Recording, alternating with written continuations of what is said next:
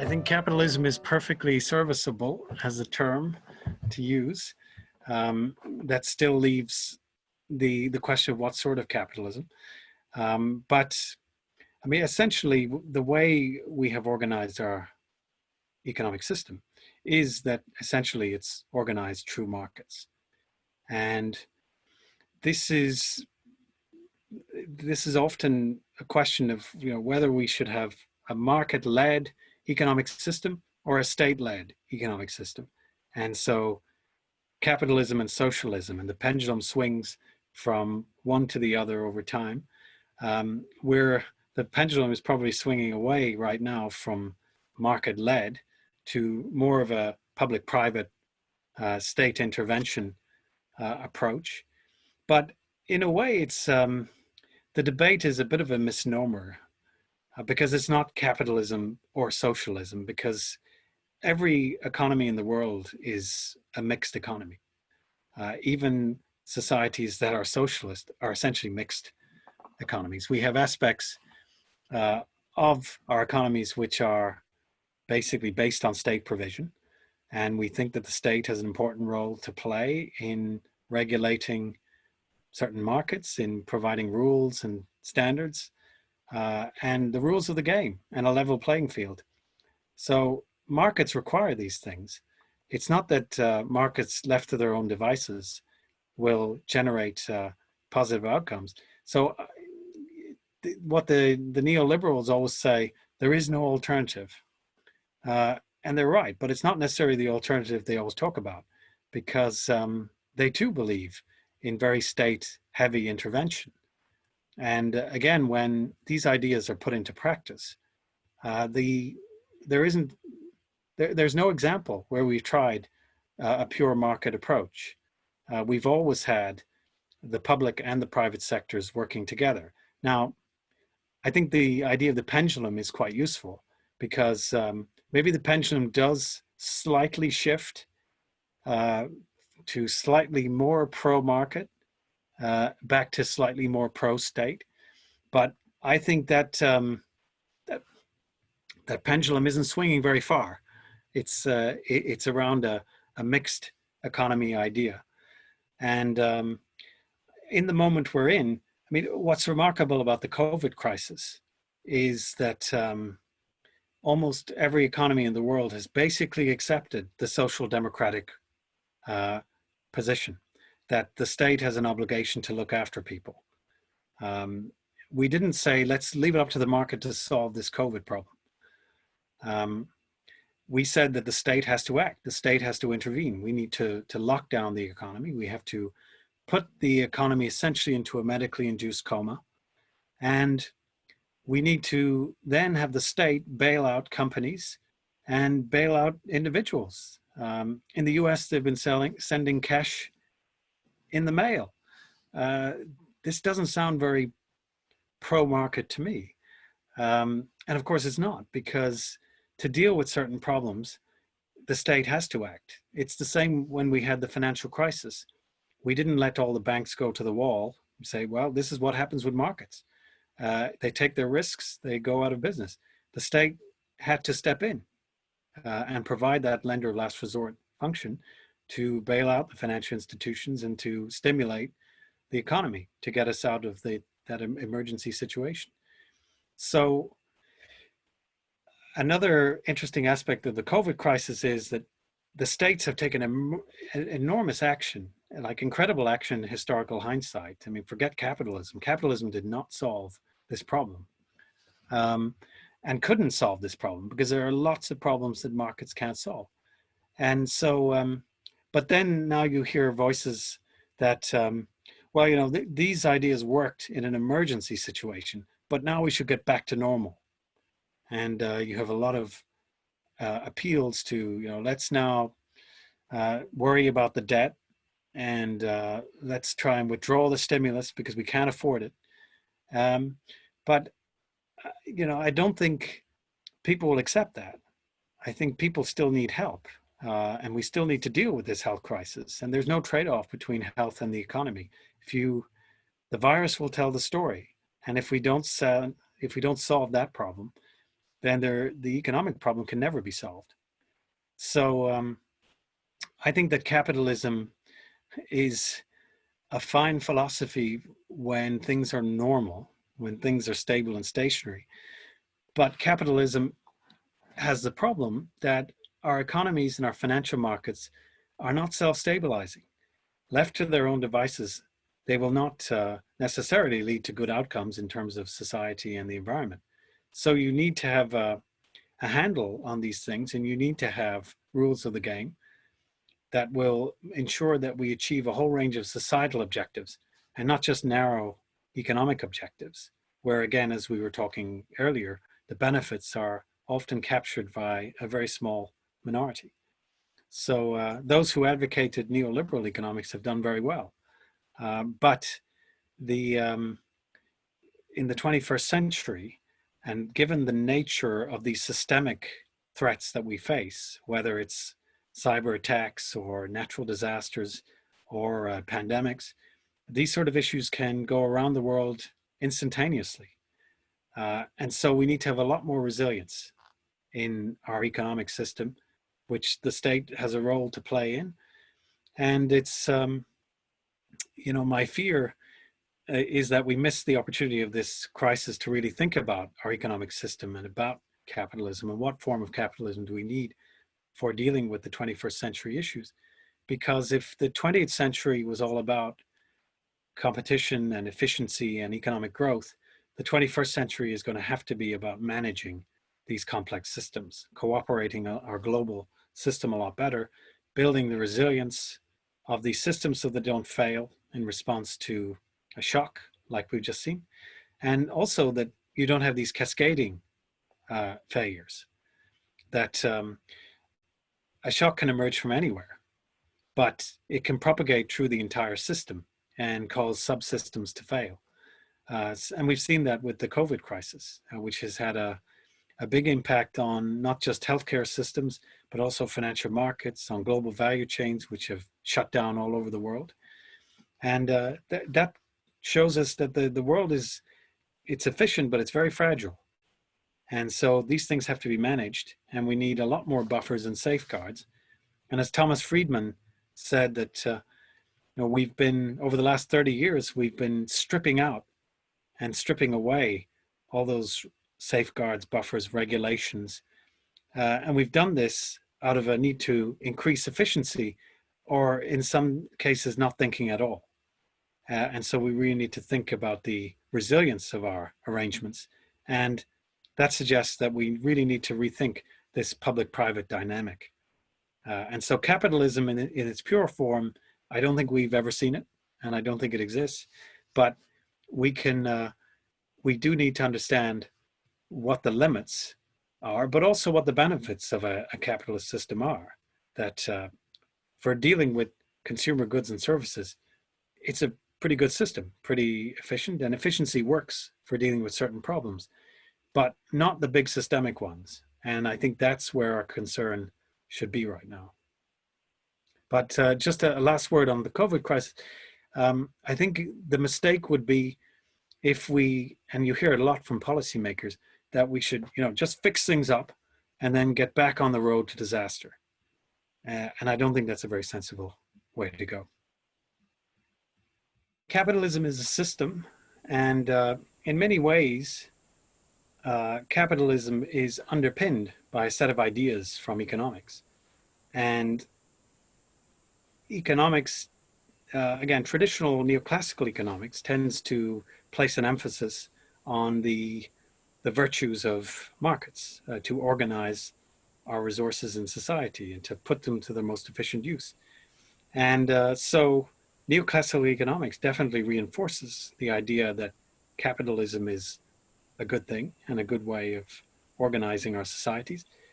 But it also perhaps highlights that that the state can undermine the market by regulating too much, by having too many rigidities or creating rigidities, by intervening and distorting markets through subsidies or through taxes and transfer. And so that is often legitimized reducing taxes on corporates, and reducing the regulatory burdens. And so moving us to a more market-led approach. And so that view has been really bolstered by a lot of economic analysis. So it has, I think capitalism has been underpinned by these ideas. The question is, again, as I said, moving towards solving the challenges of the 21st century, we probably need a more expansive economics to really grasp this system and how the system is changing crucially. So again, I think I said in response to another question, but the economics has to change because the facts on the ground are changing. And so having an ideological approach, say, well, I'm for markets and I'm a capitalist, and if you disagree with my point of view, you're a communist, so we can't have a debate, then these labels are not very useful. Again, I think looking at economic analysis carefully, you'll see that much economic analysis is also in the middle, that there's different trade-offs to consider, and there's different balances to be struck between states, markets, between regulation and free enterprise, between taxes that provide enough resources to provide public goods versus distortive or disincentive effects that taxes can create. So there are, we learn this stuff by doing, and we experiment with things and we try out things in policy, and we have a set of overarching ideas. But we shouldn't be so wedded to a narrow set of assumptions, because a lot of things are changing and changing very rapidly. So it's hard for economics to keep pace with that, as we've been talking about. So I think we need to constantly rethink both capitalism and the economics that underpins it, and to experiment with different models and different institutional arrangements, and to see what ultimately generates good results for people. The economy is a very simple system. That was plausible in the 19th century, where you had a very simple structure of the economy. Trade was starting to take off. We had the Atlantic economy, and trade relations have operated for centuries. But you didn't have this very complex global economy that you have now, which is dominated by ICT and services. It's not, a lot of the ideas that we have about economics, for example, on productivity, come from a time when the economy was mostly about products, hence the name. And when it was about industrial products and industrial goods, manufacturing, agricultural output, talking about the way the economy has changed. And it no longer, it's not your grandfather's economy. It operates completely differently, and it's a lot more complex. Take international trade, for example. For centuries, we had the idea of comparative advantage, that it makes more sense for you to produce something that you have a comparative advantage for producing, and let someone else produce other products that you don't have a comparative advantage for, and then you should trade and you both benefit from that. But nowadays trade is based on global value chains. It's no longer country against country, it's supply chain against supply chain. It's no longer about building whole industries, it's about business services and tasks. And we've fragmented and separated out the whole production process. So if you look at building computers, the intellectual property might be in the United States.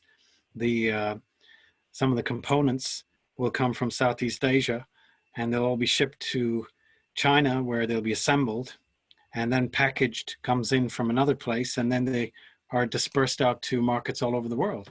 So production is deconcentrated, and it's fragmented, and that's the nature of the economy now. It's there's a whole set of flows of finance, of investment, which go across of trade, products, knowledge, crisscrossing across the global economy.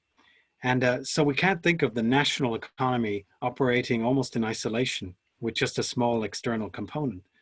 Nowadays, countries are just components of a much broader system. There's also digitalization and changing practices. Just think about how much labor markets have changed because of these changing technologies. I love the example of what's called the fissured workplace. The idea being that companies now essentially focus on their comparative advantage, and they tend to outsource all the other activities within their firms. So to take an example, Hilton Hotels, about 70% of the workers who are working for the hotel don't work for Hilton Hotels. They work for agencies that clean the hotel rooms or provide the bed linen or provide the catering and the restaurant services. And all of these things have been essentially outsourced.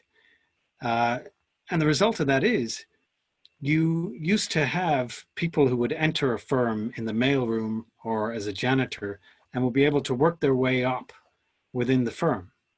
But nowadays, that's not possible. We have tasks. So you're a cleaner, and until you retire, you're going to be doing cleaning services. And it also means that workers' rights are not always upheld, because if there's an infringement by a high-tech company, and you say, well, you haven't been paying some of your staff, they can say, well, that's not us. That's the agency we hired to take care of that service, to do our accounting or to do our some ancillary service. So we've seen this fissuring, this fragmentation of services, and the gig economy also. We've seen that emerge, and it means that there's a lot of people who are working in very low-wage jobs with often no access to Social Security if work goes away, as we've seen during the COVID crisis. And technology has really enabled this, the gig economy, that we can now buy services and goods online, and it's changed fundamentally the way we provide services and the work that underpins that. So that's generating a lot of issues.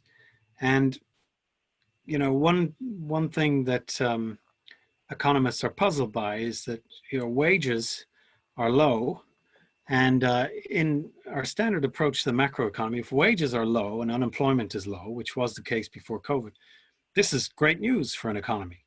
It means that wages are low, so capital is doing very well, and unemployment is low, so people must be finding employment. But actually, the type of jobs and the quality of the jobs that is being generated is not so good. If we take another example from the high-tech industry, which gets so much attention, the big four, GAFA, Google, Amazon, Facebook, Apple, there's a finding that 5% of the jobs of all these companies, are really high-tech jobs, software design, engineering, coming up with clever applications for IT. So maybe 5% or even less of the jobs generated by this whole sector are those good quality jobs. But about 95% is just people putting things in boxes. So if we think about an equal society, this is not necessarily generating the sort of outcomes that we might want. And because we've broken the link of mobility within firms, it's, again, an opportunity, but for economists, the way the economy functions is very different. And so the same old macro framework doesn't really work anymore. And also the crisscrossing of economic interrelations within countries and between them means we also need to think about interaction a lot more. And again, the standard way of thinking about an economy was that it was a system, a very top-down way of thinking about the economy. But what we see is that it's all about the interaction of agents. So we need to really take a bottom-up approach because it is that interaction which is generating these emergent phenomena. So for example, economists don't often have a good theory of where financial crises come from, because the type of models we use, we assume a shock comes from the outside. We'll get hit by an exogenous shock. But in a financial crisis, the shock actually is generated by the system itself. So again, some complexity ideas help us understand that a lot better, because it's the interaction of financial actors in markets which lead to these panics or bank runs, these emergent phenomena, which generate financial crises. And we haven't always had a good story on that. The same with innovation. Where does innovation come from? Often in economics, in a standard growth model, that's treated as a residual. It's a black box. We don't really understand it. But that's not a minor aspect of the economy. These aspects define what an economy is in the modern day world. So we have a discipline that, if it doesn't embrace this complexity and doesn't upgrade its capabilities to understand these types of dynamics, then it's going to be left behind. It's going to be redundant. And it's very hard, because oftentimes this requires us to understand machine learning and agent-based modeling and big data. And if you're used to undertaking economics in a certain way, it can be a real challenge. I mean, often you need data scientists to really be able to do these things. So economics on its own can't take full advantage of these new windows of opportunities that are opening up. And that same technology, which is so changing our economies, that technology has to change economics as well.